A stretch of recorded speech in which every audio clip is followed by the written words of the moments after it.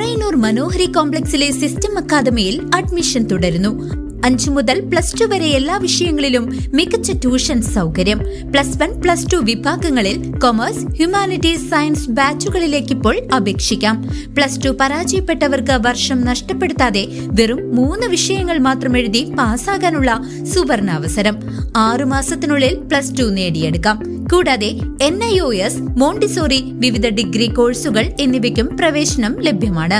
സീറ്റുകൾ പരിമിതമായതിനാൽ ഉടൻ തന്നെ 7001266432 എന്ന നമ്പറിൽ ബന്ധപ്പെടുക. വാണിയംകുളത്ത് 70 വയസ്സുള്ള വയോധികനെ വീടിനുള്ളിൽ മരിച്ച നിലയിൽ കണ്ടെത്തി. മൃതദേഹത്തിന് 2 ദിവസത്തെ പഴക്കമുള്ളതായി കണക്കാക്കപ്പെടുന്നു. വീടിനുള്ളിൽ നിന്നും ദുർഗന്ധം വമിച്ചതോടെ നാട്ടുകാർ വിവരം അറിയിക്കുകയായിരുന്നു. വാണിയംകുളത്ത് വയോധികനെ വീടിനുള്ളിൽ മരിച്ച നിലയിൽ കണ്ടെത്തി. വാണിയംകുളം പഞ്ചായത്ത് മൃഗാശുപത്രിക്ക് പുറകുഭാഗത്തായി താമസിക്കുന്ന തേക്കിൻകാട്ടിൽ 70 വയസ്സുള്ള കൃഷ്ണൻകുട്ടിയാണ് മരിച്ചത്. 2 ദിവസത്തിലധികം പഴക്കം ചെന്ന നിലയിലാണ് മൃതദേഹം കണ്ടെത്തിയത്.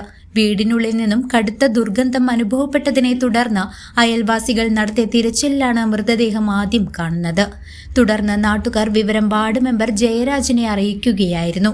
വാർഡ് മെമ്പർ നൽകിയ വിവരത്തിന്റെ അടിസ്ഥാനത്തിൽ ഒറ്റപ്പാലം പോലീസ് സ്ഥലത്തെത്തി ഇൻക്വസ്റ്റ് ഉൾപ്പെടെയുള്ള മേൽ നടപടികൾ സ്വീകരിച്ചു. മരണകാരണം വ്യക്തമല്ല. News desk CCV.